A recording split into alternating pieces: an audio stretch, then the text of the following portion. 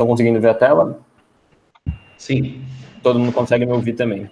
Vemos e ouvimos. Tá, então alguns de vocês já me conhecem, eu sou o Luiz, sou aluno do sexto ano da Faculdade de Medicina e vou apresentar esse trabalho que eu desenvolvi com o André. Agradeço a oportunidade que ele deu de eu estar desenvolvendo o trabalho, foi um conceito elaborado por ele, que é a revisão guarda-chuva, avaliando a evidência por trás de se ETCC, né, estimulação transcraniana por corrente contínua, é capaz de causar alguma alteração nos efeitos cognitivos.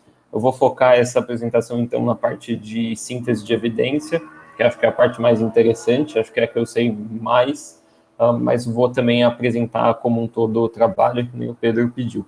Então, aí, para começar, eu gostaria de falar dos protagonistas do estudo, que seria a ETCC, que, enfim, como vocês já sabem, né, é a modalidade de estimulação cerebral não invasiva. Você tem os eletrodos no escalpo, né, no couro cabeludo, que vão dar a corrente não despolarizante, mas que vai modular a excitabilidade do córtex. Uma ferramenta com um perfil de efeitos colaterais aceitável na taxa tipicamente usada em experimentos humanos. E em relação à TMS, né, estimulação magnética transcraniana, tem a vantagem de ser portátil e de baixo custo. E aí, por isso, eu acho que tem sido cada vez mais investigada como opção terapêutica em tratamento de transtornos neuropsiquiátricos. Aí, talvez vocês não consigam ver, eu tinha colocado essa porcaria aqui. Será que eu consigo? Boa. Tem uma seta aqui em vermelho que indica que de, enfim, 2010 para cá, quase todos os resultados da busca por ETCC são de 2010 para cá, que é a seta vermelha. Mas isso, sem dúvida, enfim, vocês já sabem muito mais do que eu. Então, vamos para o segundo protagonista, que seria a função cognitiva, né? Caso alguém não saiba, eu não entendo muito de funções cognitivas, mas, enfim, basicamente são processos mentais que são envolvidos na aquisição de conhecimento, manipulação de informação e raciocínio. Eles abrangem diferentes domínios, então, memória, linguagem, atenção, inibição de resposta, a troca, né, de resposta, e enfim. E aí tem uma grande bateria de testes neuropsicológicos que podem ser utilizados para medir as diferentes funções cognitivas. Dentro de cada teste neuropsicológico existem diferentes parâmetros que podem ser utilizados para, enfim, de fato medir a função cognitiva. Aí esse é só um exemplo, né, que é o Stroop, e esse, se eu muito não me engano, é o Stop Signal Test, né, o ST, e eu acho que eu coloquei aqui porque é o psicométrico da autoescola. Então, enfim, são testes que podem ser utilizados para ver, por exemplo, resposta inibitória. Mas, enfim, diferentes parâmetros podem também significar diferentes coisas nos testes. Enfim, de novo, vocês sabem isso melhor do que eu, sem dúvida. Qual é o estado de conhecimento que a gente, bom, enfim, principalmente o André, mas, enfim, eu ganhei antes de começar o trabalho sobre a capacidade da ETCC em modular as funções cognitivas. Tem alguns estudos clínicos randomizados controlados, né, então eles administram, no geral, ETCC, lembrando que a gente focou principalmente em ETCC no córtex pré-frontal, nessa umbrella review, porque é a região cerebral mais envolvida, né, com as funções cognitivas, mas, enfim, independente do ponto de estimulação, a princípio, existem muitos estudos clínicos avaliando o efeito de ETCC em modular as funções cognitivas. No geral, eles usam um desenho de única sessão e crossover. Então, a pessoa vai e recebe, enfim, vocês também devem ser bem familiarizados, a pessoa vai e recebe a sessão ativa e depois de um tempo, 48 horas, uma semana, às vezes mais, às vezes menos, ela recebe a estimulação placebo.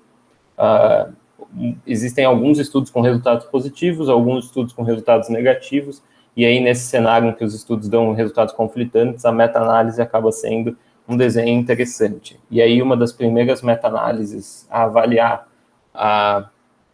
todos esses estudos de estimulação, independente da área cerebral, inclusive, foi essa meta-análise do Horvath, publicada na Brain Stimulation em 2015. Ele não foca apenas em córtex pré-frontal para pegar a estimulação, ele abrange de maneira geral diferentes áreas cerebrais. A maioria dos estudos são em córtex pré-frontal, logicamente, mas alguns não. e, enfim, ele pega também diferentes domínios cognitivos, ele não simplesmente se restringe a um domínio só, e ele tenta lidar com essa heterogeneidade óbvia de domínios, separando as análises, às vezes até mesmo por parâmetro. Então, ele separa para a parte de memória operacional no NBAC, ele vai separar tempo de resposta, acurácia e por aí vai. E, ao todo, ele conduz 59 meta-análises, né, que é brutal. E ele reporta em absolutamente todas as meta-análises que o resultado não é significante, mostrando que TDCS tem algum papel, pelo menos como forma de mestrado em uma única sessão, em modular a função cognitiva. Esse estudo foi duramente criticado, né? Na própria Brain Stimulation tem 2 cartas ao editor metendo pau nesse estudo. Mas muitos outros autores, eu acho que simplesmente decidiram fazer as próprias meta-análises. E aí, de 2015 até 2020, você tem uma proliferação de um número grande de meta-análises até. Então, a gente incluiu 11 e a gente excluiu algumas que, enfim, eu vou entrar em detalhe depois, mas tem um número grande de meta-análises de 2015 para frente, tentando avaliar o papel da ETCC nas funções cognitivas. E fato é que elas também têm seus problemas e acabam, na verdade, mais contribuindo para o caos do que para ajudar no entendimento do papel da TCC em modular as funções cognitivas. E aí, enfim, talvez, não sei, vocês já são muito familiarizados com Umbrella Review e tal, mas, enfim, talvez alguém possa se perguntar como isso é possível, afinal, meta-análises são, usualmente, ainda que hoje em dia, talvez Twitter, WhatsApp, etc., estejam mais no topo do que as meta-análises. Usualmente elas estão no topo da pirâmide de hierarquia de síntese de evidência. E talvez o que estivesse na meta-análise fosse a melhor forma de, enfim, entender a literatura por trás da questão em foco. Mas isso também não é exatamente verdade, né? A gente sabe que meta-análises são estudos com limitações inerentes. Então, por exemplo, em termos de tratamentos, a menos que a gente esteja falando daquelas meta-análises de multitratamentos, né, as network meta-análises, você só consegue, por exemplo, ver um tratamento. Do ponto de vista de desfecho, você também só consegue ver um número limitado de desfechos. Então, acho que esse é um dos meus papers preferidos, que é a meta-análise do André Cipriani, de tratamentos de depressão, os 21 antidepressivos. E ele tem, acho que, 4 outcomes, 4 desfechos, né, que é melhora por redução em sintoma, resposta como mais de 50% de melhora na escala de sintomas e efeitos adversos que levam à descontinuação e descontinuação total. Mas recentemente saiu esse paper no Lancet Psychiatry mostrando que existe 500 milhões de outcomes relevantes para pacientes e clínicos que não são, por exemplo, que não foram considerados, por exemplo, nessa meta-análise. Além disso, existem também outros problemas, né, de meta-análise, o viés de excesso de significância, o viés do estudo pequeno, e, enfim, a gente pode entrar em mais detalhes, mas fato é que elas são limitadas. E ainda existe um fenômeno hoje em dia, que é a produção em massa de várias meta-análises, muitas vezes com resultados conflitantes. Essa é uma figura que eu tirei de um paper do Ioannidis, que eu achei assim, interessante, que fala justamente que a grande minoria das meta-análises vai ser decente e clinicamente útil. E aí, nesse sentido, acho que surgem as Umbrella Reviews, que nada mais são do que revisões sistemáticas de revisões sistemáticas, que usualmente são para avaliar diferentes comparações de uma mesma condição. Mas, enfim, acho que no termo mais amplo, revisões de revisões, acho que é válido. E num novo paradigma de hierarquia de síntese de evidências, elas estariam no topo. E aí, considerando os resultados conflitantes que a gente tinha sobre TCC e função cognitiva, particularmente a TCC no córtex pré-frontal, a Umbrella Review foi adequada. E aí, justamente entrando nesse paper do BMG, que é o paper do Fussar-Poley, que eu acho que, enfim, acaba sendo um primer em como conduzir Umbrella Reviews. Ele divide em 10 regras simples e eu vou abordar a metodologia do que a gente fez, que acho que é a parte mais legal, através dessas regras. A primeira regra, então, que ele fala é se certificar de que a Umbrella Review é necessária. Eu não fiz isso porque o André falou que era necessário, então, obviamente, era necessário, mas acho que do ponto de vista de se você está sendo um pesquisador independente, você idealmente vai buscar na literatura para ver se, enfim, existem revisões sistemáticas para você incluir, de fato, existe uma pergunta por trás que você vai conseguir responder com esse desenho. A gente trabalhou, então, com as 4 bases de dados, a gente identificou muito pouca referência, então o Pedro já tinha me perguntado sobre se a gente tinha identificado outros focos de estimulação, além do córtex pré-frontal, por exemplo, a área motora, e a gente usou uma busca bem targeted, então a gente simplificou para córtex pré-frontal e ETCC e meta-análises, então a gente só identificou 84 referências. E aí a gente justamente determinou os critérios de inclusão e exclusão através do formato PICO, que também imagino que vocês conheçam, que é o acrônimo, né, para população, intervenção, controle e desfecho. Sendo que no desfecho, no geral, na verdade, no critério no geral, a gente deixou bastante amplo para fazer uma revisão, assim, o mais abrangente possível. Então, a gente identifica aceita tanto pessoas com ou sem transtornos neuropsiquiátricos, podia ser tanto a estimulação anodal ou catódica, tanto uma única sessão quanto múltiplas sessões, e qualquer domínio cognitivo mensurado por qualquer tarefa, com qualquer parâmetro, como o evento, era considerado algo válido para a gente incluir. Aí, eu não sei se todos conhecem, eu coloquei aqui, essa é uma ferramenta online que eu gosto bastante para fazer inclusão e exclusão, que é o Ray1. Ele é gratuito, diferente dos outros programas, tipo Covance e Distiller. Então, no geral, você pega o output da busca nas bases de dados e você consegue importar nesse programa, e ele é automático. Então, tem a vantagem em relação ao EndNote, que você consegue facilmente colocar as razões para excluir, e ele vai mantendo tudo, enfim, tudo registrado, e aí para construir os flowcharts é bem útil, e acaba sendo bastante transparente. Aqui é uma ferramenta também dele que permite te ajudar. Ele vai highlight, né, em verde se você marcar uma palavra para incluir, ou em vermelho se você marcar para excluir, ao longo do título e do abstract. Então, toda vez que você clica no título ou no abstract, você vai conseguir ver se tem mais verde, se tem mais vermelho, tudo isso te ajuda. E aí, enfim, no fim ele te mostra quantos vocês tiveram conflito, e fica muito fácil para depois você discutir. Dá para fazer com duplo cego, né, e foi o que a gente fez, a gente só tirou depois a cortina para discutir os conflitos. Eu e o André que fizemos isso daqui rapidamente. Esse é o resultado da nossa busca. Então, como eu disse, de 84 referências, a gente acabou incluindo só 11, sendo que haviam 24 duplicados, mais ou menos. O segundo passo, então, que o Fusser-Polly descreve, estabelecer o protocolo a priori. A gente usou o Prospero, que vocês também já conhecem, então não vamos nos demorar muito aqui. E aí, a terceira etapa que ele descreve é estabelecer os eventos de interesse. A gente já tinha feito isso quando a gente pensou que tipo de estudo a gente ia incluir, né? Mas aqui eu vou usar, então, para apresentar os domínios cognitivos que a gente usou. Então, eram 12 domínios cognitivos.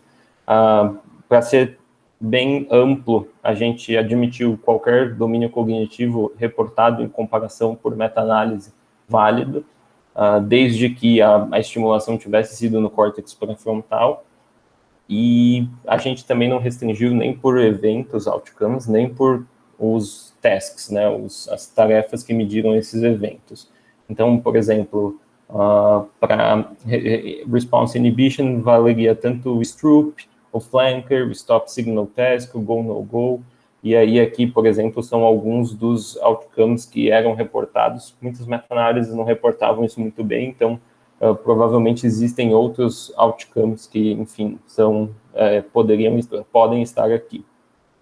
E aí aqui, como vocês podem ver, uma mesma meta-análise pode, às vezes, reportar comparações em diferentes domínios cognitivos. A do Horvath, que eu falei que tinha sido bastante ampla, reporta em várias, conforme vocês podem ver. E essa da Bell e The Wall também é bastante ampla e reporta em bastantes domínios cognitivos. A gente sempre estratificou a nossa interpretação da evidência por domínio cognitivo.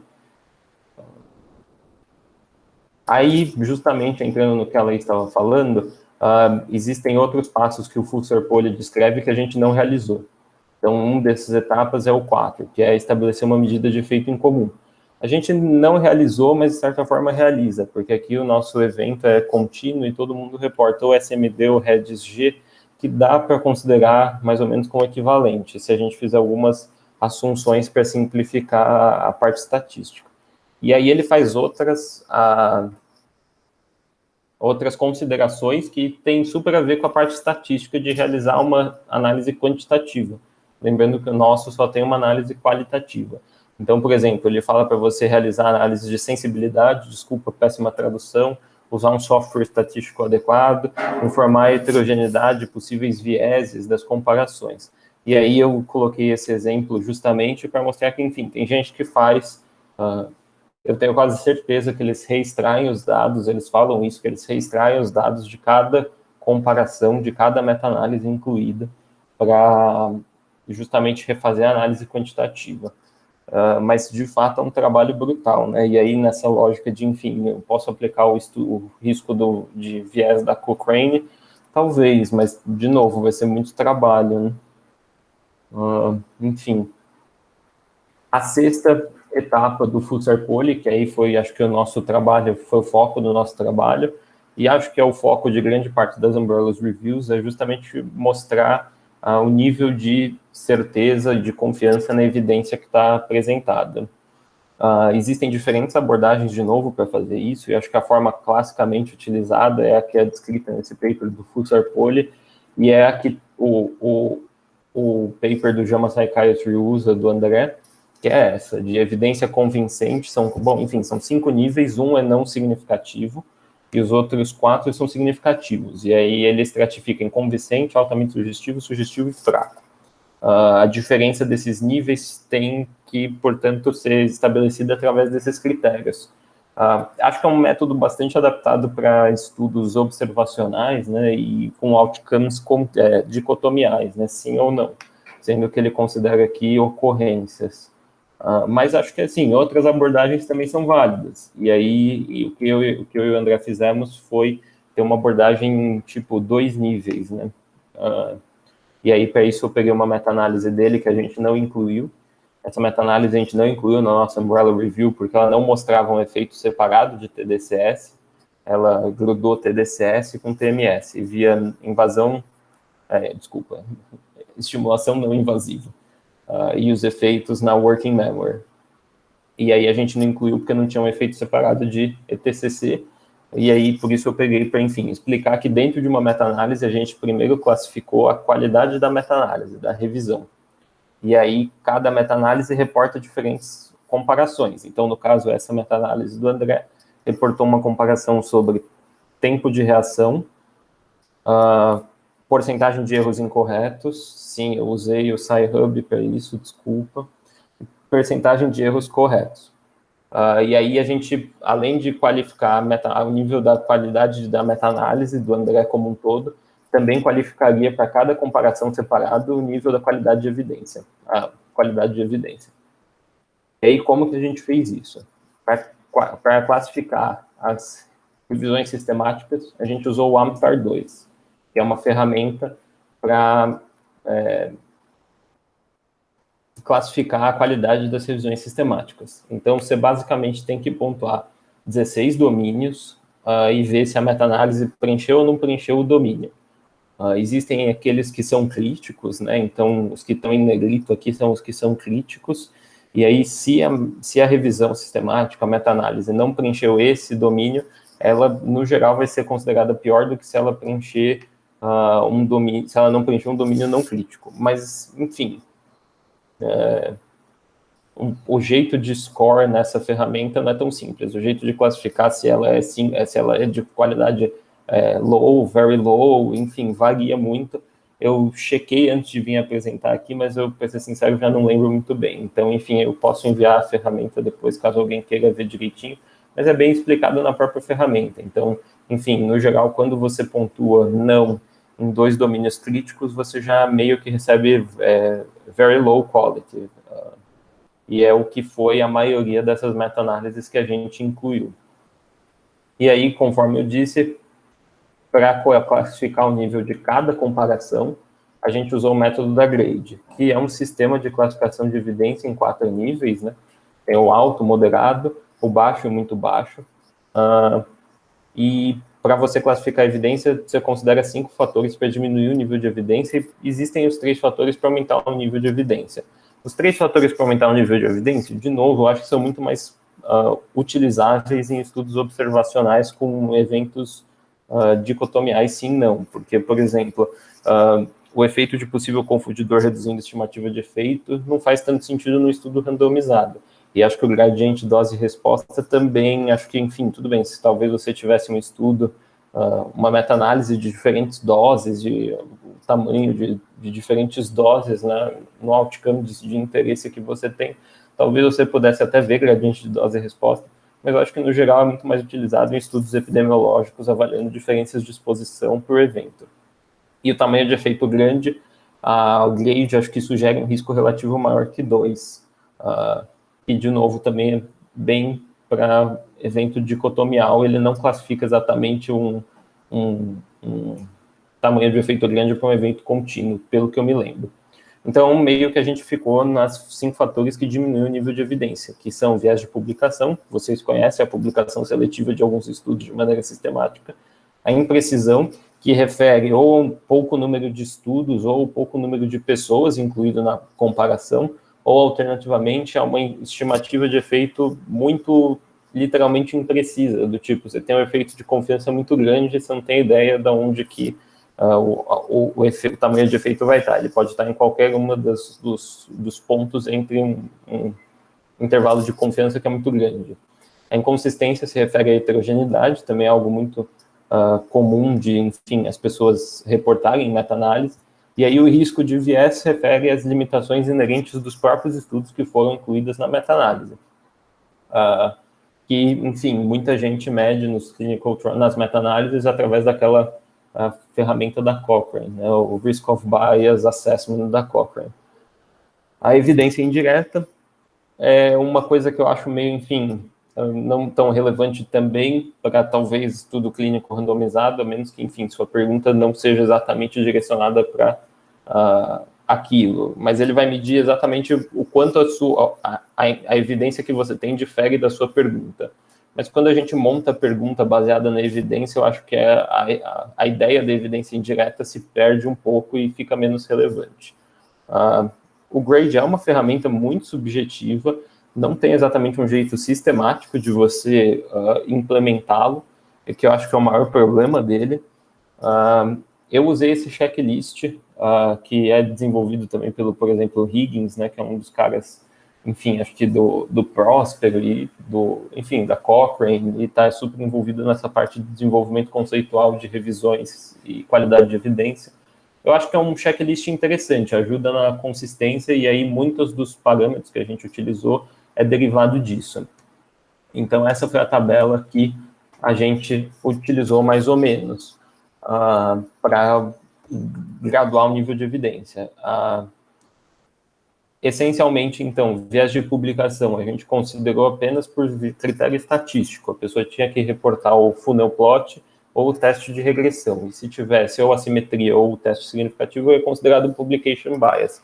Muitas vezes, as pessoas não reportaram viés de publicação.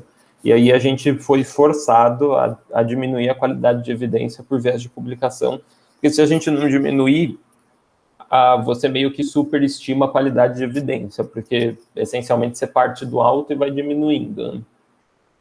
Então a gente adotou isso. Talvez se a gente conseguisse refazer as meta-análises, que nem, por exemplo, é sugerido pelo Fusser-Polly, ou que nem o pessoal do paper do JAMA lá fizeram, a gente talvez não precisasse necessariamente ter sido tão rígido e nossos resultados fossem diferentes. A inconsistência é parecida.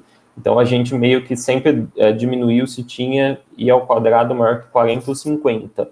O grade fala que você pode só olhar para a variabilidade das estimativas de efeito, ou seja, se cada estudo tem uma estimativa de efeito, às vezes é positivo, às vezes é negativo, isso talvez tenha uma certa inconsistência, idem para a sobreposição dos intervalos de confiança, mas, no geral, a menos que fosse algo muito bizarro, de novo, também não é super sistemático isso, a gente só diminuía por esses 2 critérios menores se tinha o critério maior.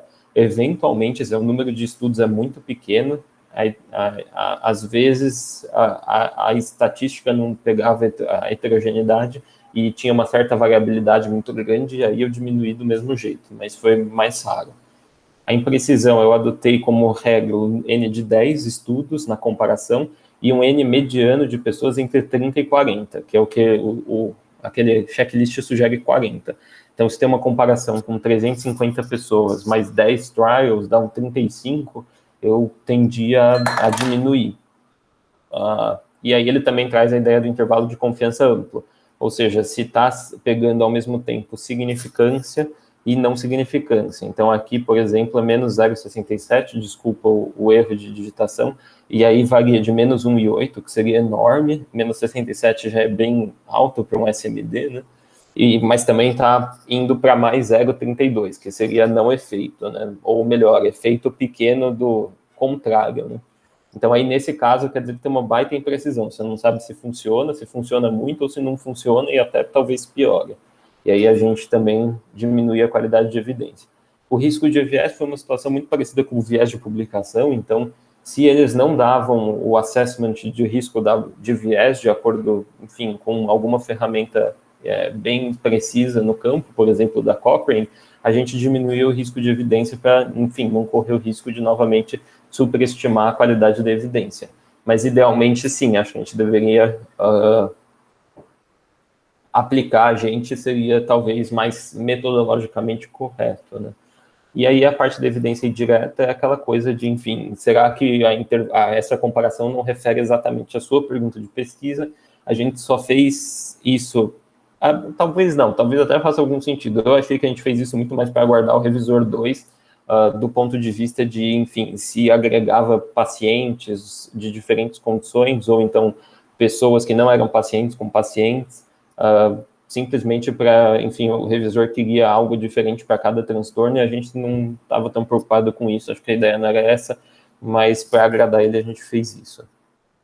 E aí, mais ou menos, entrando no 8º ponto do Flutter Poll, reportar os resultados de maneira transparente, e é mais ou menos isso que a gente fez. Então, aqui é TDCS no geral, a gente estratificou o máximo que a gente conseguia, então a gente estratificou para indivíduos saudáveis, indivíduos com health, né, e enfim, algum transtorno neuropsiquiátrico, e aí a gente estratificou também por domínio de cognitivo, então working memory, tem food cravings, e enfim, conforme eu mostrei na outra tabela.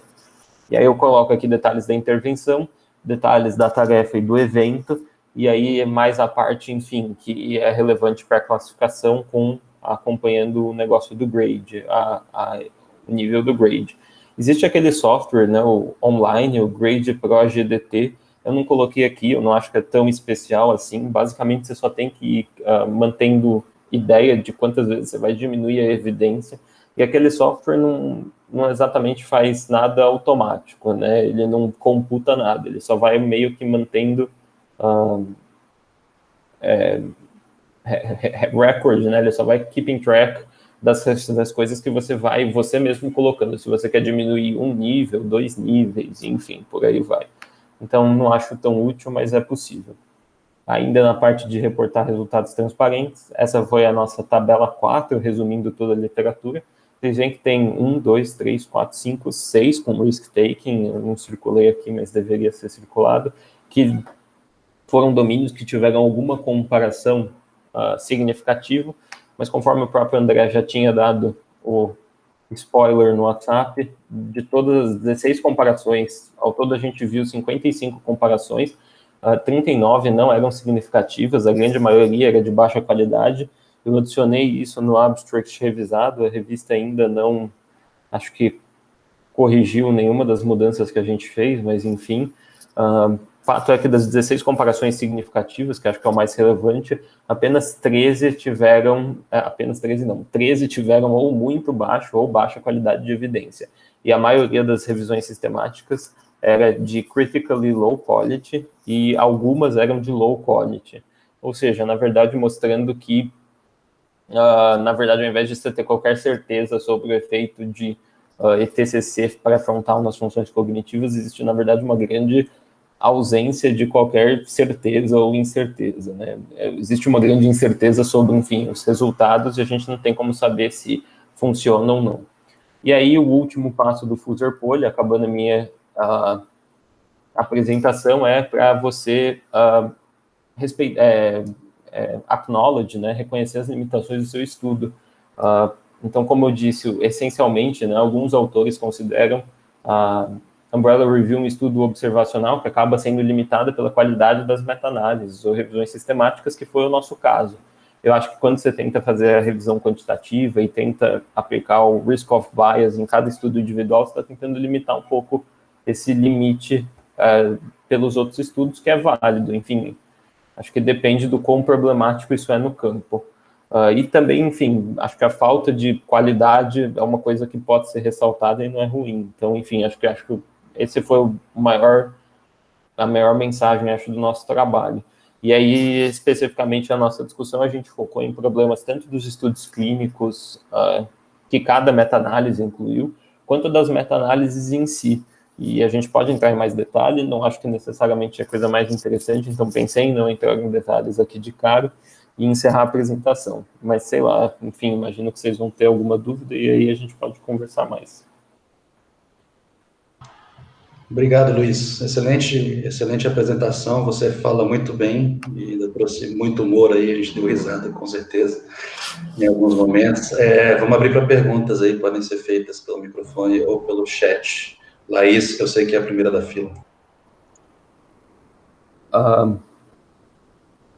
Oi, você passou a bola para mim? Não, eu vou deixar para outras pessoas. Depois eu falo.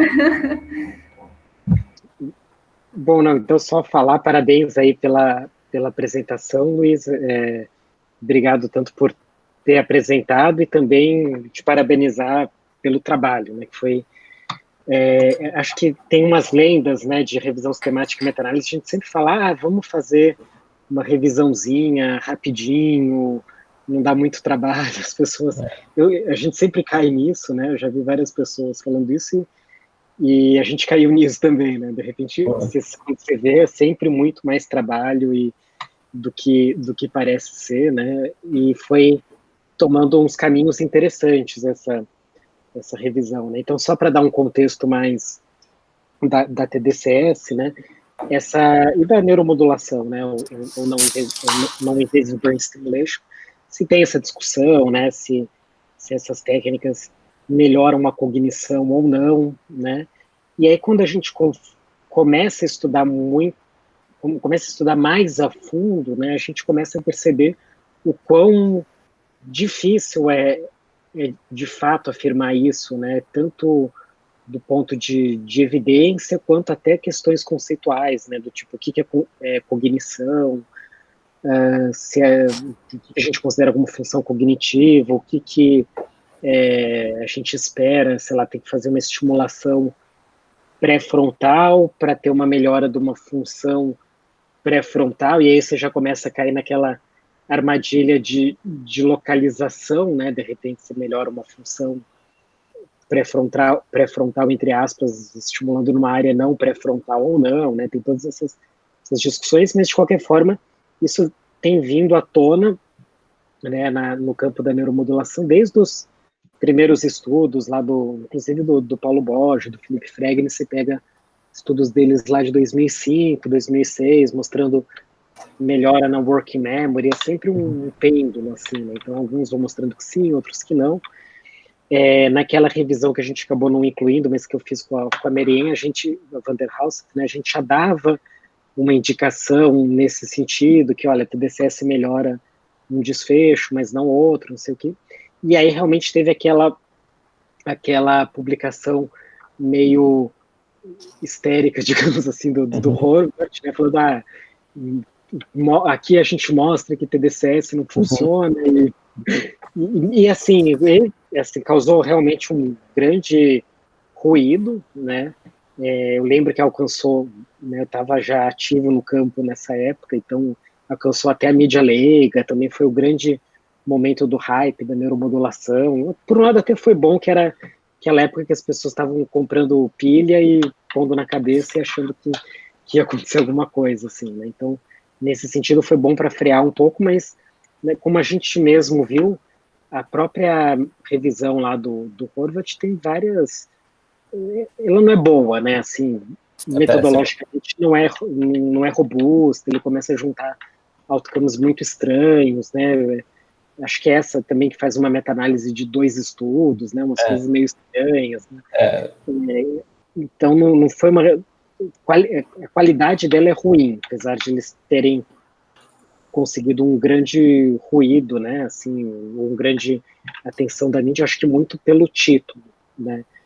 E aí, mas ficou essa ideia, né? E acho que a gente conseguiu fazer uma revisão que ficou muito boa mesmo, né? Retomando essa ideia, né? Acho que no final a gente mostrou coisas que estão convergindo com outros conceitos aí da pesquisa na neuropsicologia atual, né? Que é a falta de reprodutibilidade, né? Aquela ideia que você faz um estudo de 20 pessoas e aí começa a brincar um pouco com os dados, deixa eu ver se funciona mais em mulheres do que homens, e idosos do que idosos, não sei o que, né? E aí você vai torturando os dados um pouco e aí consegue achar um resultado e publica isso como positivo ou não, né? Ou aqueles estudos que fazem 5 grupos, não corrige para múltiplas comparações e publica só o resultado positivo. Então, de certa maneira, a gente mostrou isso, mas de fato mostrou que isso acontece nesse campo também, né? Então, de todas as comparações, 1/4 foi significativo, mas, né, desse 1/4, 80% não tinha poder, né? Então, é aquilo lá indicando aí riscos claros de vieses de publicação, selective reporting e até tortura de dados aí que a gente não tem muito como descobrir, mas que a gente sabe que acontece aí na cozinha dos laboratórios, né? E acho que também foi um processo muito legal, agora que passou foi muito legal, né? Mas a interação com o revisor, né? Nossa, nem fala.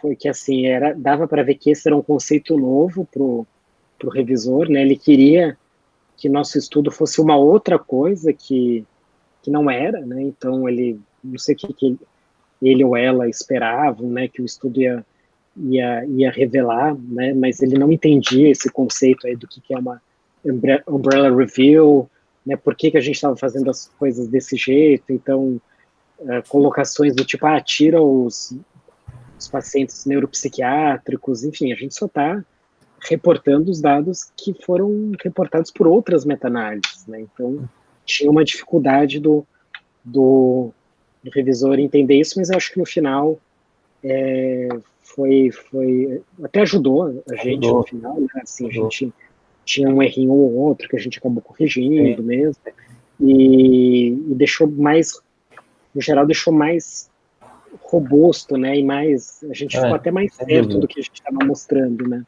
No final.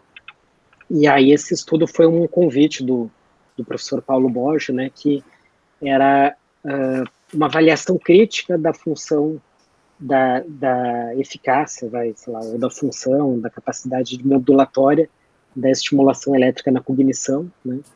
E aí, como o Luiz falou, ele estava começando aí no campo da estimulação, da cognição, mas você foi super bem mesmo, conseguiu dominar conceitos complexos e acho que foi muito legal, né? Tanto do ponto de vista metodológico, mas eu acho que realmente vai trazer uma contribuição legal para o campo e acho que é isso, né?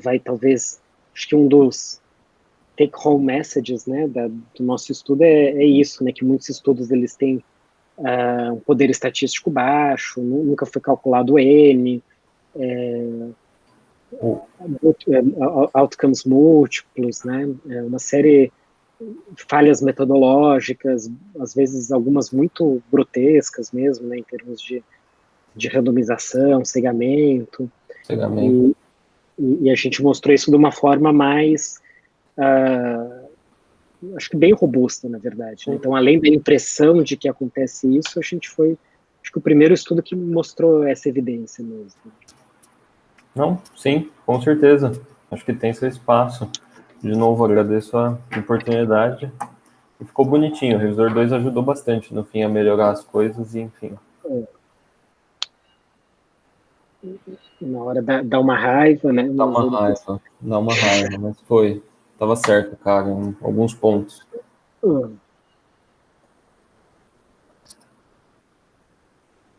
E aí, pessoal, Deixa eu perguntar, bom, primeiro, parabéns, muito bom, a apresentação foi bem legal.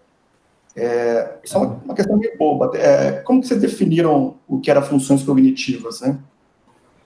Porque, por exemplo, eu vi que vocês colocaram impulsividade, né? Impulsividade, às vezes, se for ver, função um pouco psicopatológica, às vezes é volição e tal, mas, de qualquer forma, está no teste neuropsicológico, na maioria deles, pelo menos. Como é que vocês fizeram isso? Ou pegaram tudo que encontraram?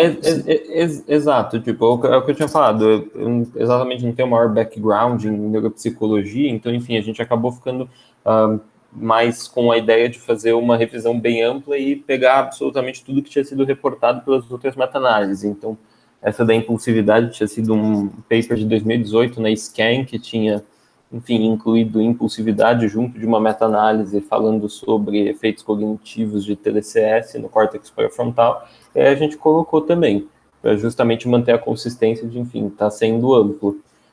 Mas, sim, entendo o que você falou. E acho um ponto bom. Talvez se a gente tivesse sido um pouco mais específico, e aí talvez na parte de fazer análise estatística, talvez a gente pudesse ter selecionado alguns domínios e alguns eventos para refazer a análise, enfim. É uma coisa que a gente talvez pudesse ter feito. Aqui, de fato, como o André falou, acabou tomando já um tempo grande, mesmo só a parte de, enfim, são muitas comparações, então, como tinha um prazo também meio estreito pela revista, a gente acabou ficando mais limitado assim. Você concorda, André? Você quer acrescentar algo? Concordo, né? Acho que assim, a gente acabou não definindo a priori mesmo o que era cognição, a gente deixou, né, na verdade, que o estudo falasse se o estudo falasse que impulsividade é cognição, então ok, vamos aceitar que seja e trabalhar nisso, né? Na verdade, impulsividade é uma coisa que é muito medida na área da neuromodulação, né?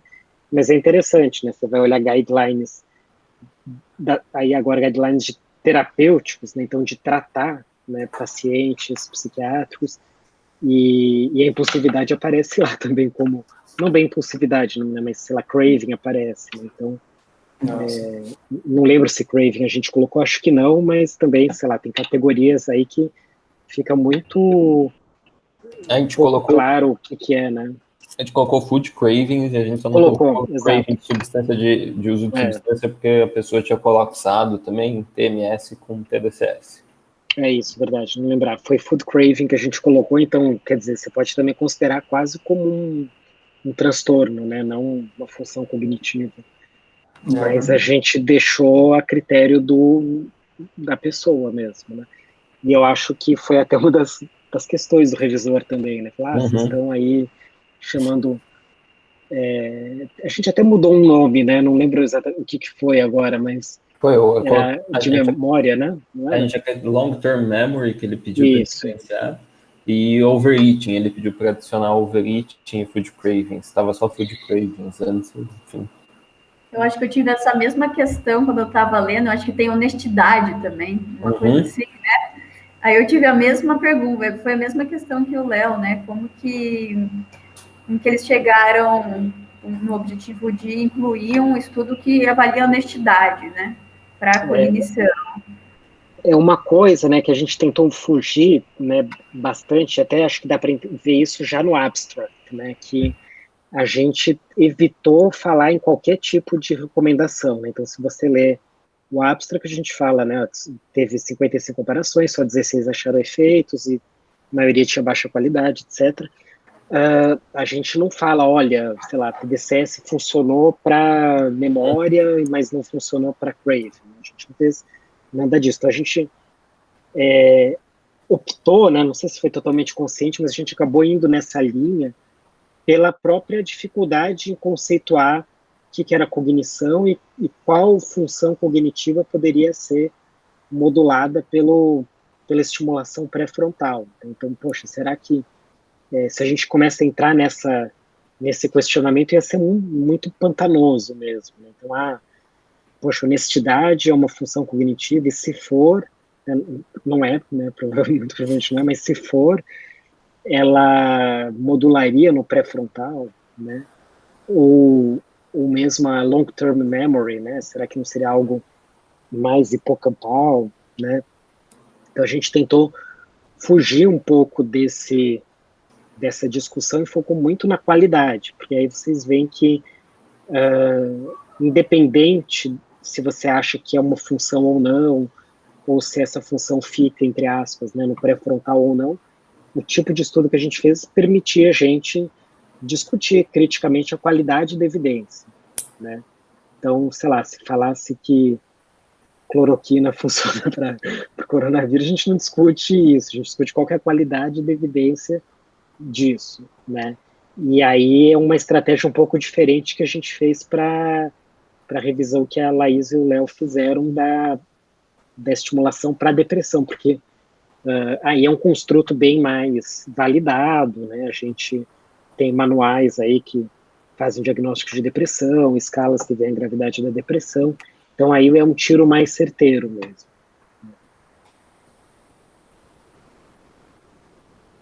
Mas aí até um ponto, né, que eu acho que foi tanto comum na revisão da Laís, do Léo e do Luiz também, foi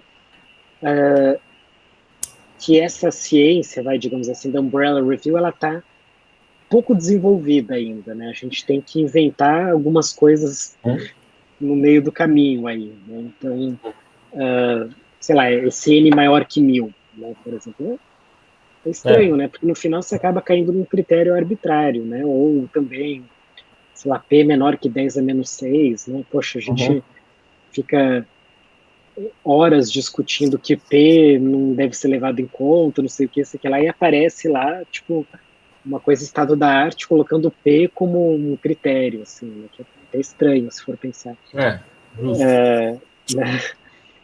Então, tem isso também, né? Eu acho que esse era um ponto que eu ia entrar, inclusive, professor e Luiz, que eu acho que não só conforme o Luiz foi falando, eu também fui pensando aqui no passo a passo que eu e o Léo a gente teve, que foi bem difícil, eu acho, né, Léo?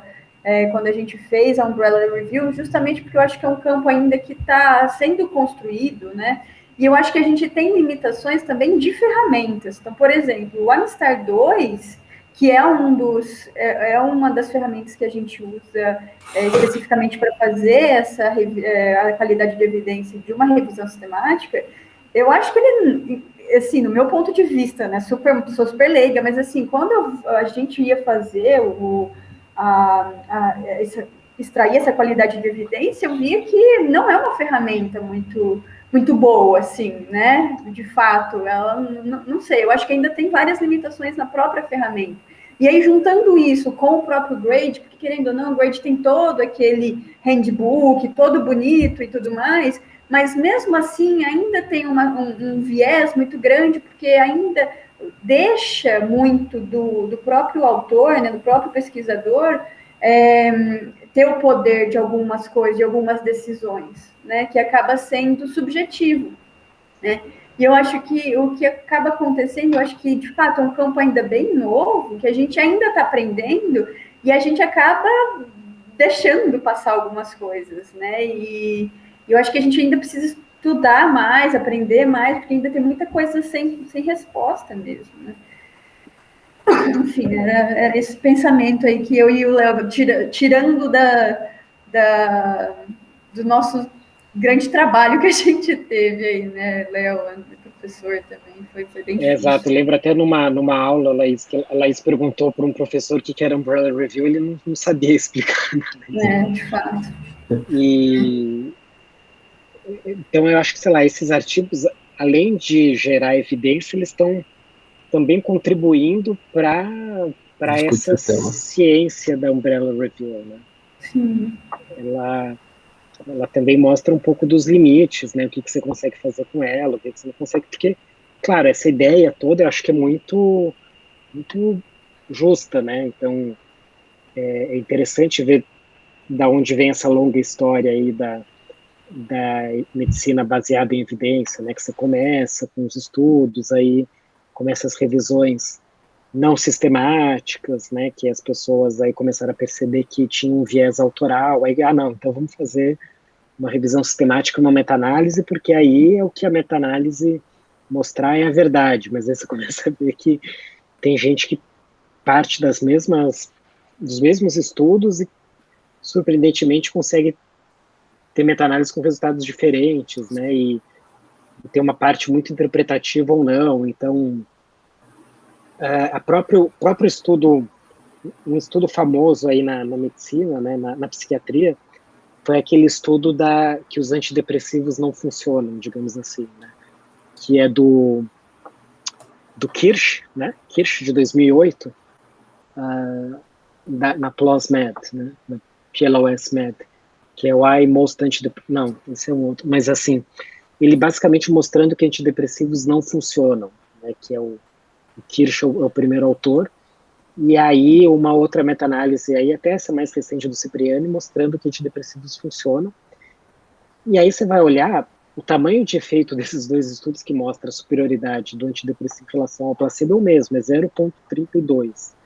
Só que, então aí o Cipriani conclui então que os antidepressivos funcionam, porque isso é superior ao placebo, e o Kirsch conclui que não funciona porque o limiar mínimo é meio, não 0,3. Ou seja, o mesmo resultado, e as pessoas levam os artigos para caminhos completamente diferentes. Interessante que 99% das pessoas que leem não percebem isso, né, e compram, né, então ganha a mídia, né, a mídia, ok, né, assim, não tem conhecimento, muitas vezes não tem nem tempo de julgar criticamente o que tá lendo, mas mesmo, eu lembro quando eu estava fazendo psiquiatria na época, saiu esse estudo e muita gente comprou e falou, não, realmente, ele mostrou aqui que não funciona, e era lá um tamanho de efeito significativo, mas que ele considerou que não era clinicamente significativo, que é uma, sei lá, até relevante, mas é subjetivo, né? Então, e aí a gente vê que nessa discussão toda entra a Umbrella Review, teoricamente, para ir um passo acima dessa discussão, mas que tem também muita subjetividade, né? Então, na revisão da Laís e do Léo, a gente tinha decidido que pegaria a meta-análise mais recente, porque aí era um pouco diferente do teu caso, que a cognição era uma coisa muito ampla, né? Então, a gente, na depressão, a gente era só um desfecho, né? Na verdade, 3, resposta, remissão e melhora, mas a gente pegava a meta-análise mais recente. Aí, mesmo esse critério que parece subjetivo, tem várias subjetividades, porque as meta-análises podem incluir estudos diferentes, podem ser feitas de maneiras diferentes. Desfechos diferentes, né? Desfechos diferentes. Sim. A gente tinha pensado em fazer esse critério da última, mais recente, mas justamente quando eu ia ver a lista dos estudos incluídos, mesmo sendo o mesmo domínio, eles incluíam sempre alguns estudos muito diferentes. Tinha sempre os que eram sempre incluídos, mas, enfim, não sei se porque a literatura e as meta-análises realmente não eram as melhores, ou se, enfim, é algo comum nos outros campos mais estruturados que nem depressão, mas o fato é que aí acabou ficando várias meta-análises por domínio mesmo, enfim. Mas concordo com você também, Laís, acho muito ruim as ferramentas, são muito pouco práticas, eu acho que elas têm uma correspondência muito, talvez seja muito mais rígido do que de fato deveria ser, né? Até o próprio Risk of Bias da Cochrane, eu acho que dá uma avaliação muito pessimista das coisas, se você vai aplicar seguindo o que eles falam mesmo, é muito pessimista. Então, enfim, acho que sim, acho que é uma coisa para desenvolver mais, mas, enfim. Então, você vê, na diretriz da Kátia que a gente está participando, então eu não entendo como que eles vão fazer para fazer a análise, porque eles estão selecionando todas as meta-análises. Aí eu tinha entendido que ia dividir, ia pegar todos os RCTs que encontrassem, né? Então, tanto é que se tivesse uma meta-análise que tivesse todos os RCTs em outra, aí ela tinha até tirado daquela tabela, né? Agora, mudou essa avaliação, então, como é que vai fazer? Porque tem meta-análises que tem os mesmos estudos, ou seja, ficar repetindo dados, eu não sei como que ela vai fazer essa avaliação.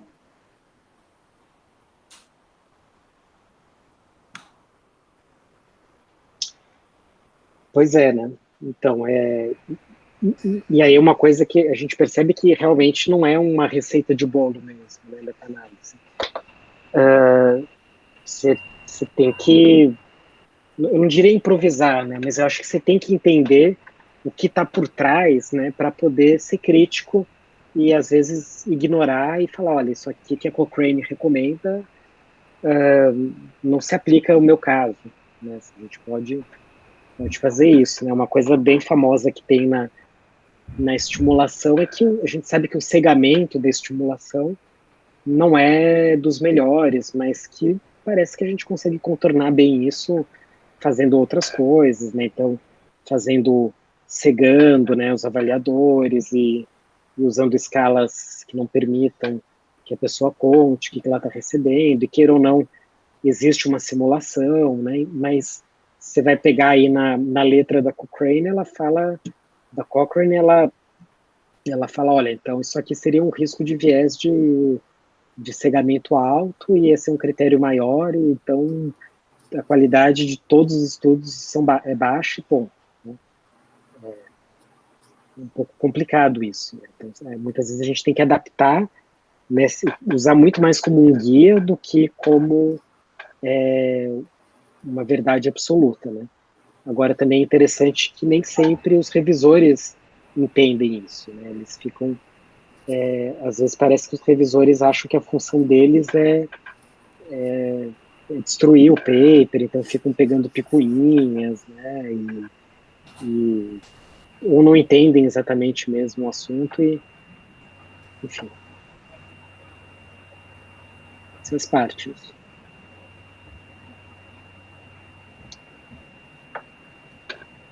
Mas legal, Luiz, eu acho que vai ser muito bom para o meu trabalho, inclusive, do doutorado, essa umbrella review que vocês fizeram. Obrigada. Bom, Literatura agradece, hein? Não, obrigado eu pelo espaço, gente. Foi legal apresentar. Legal.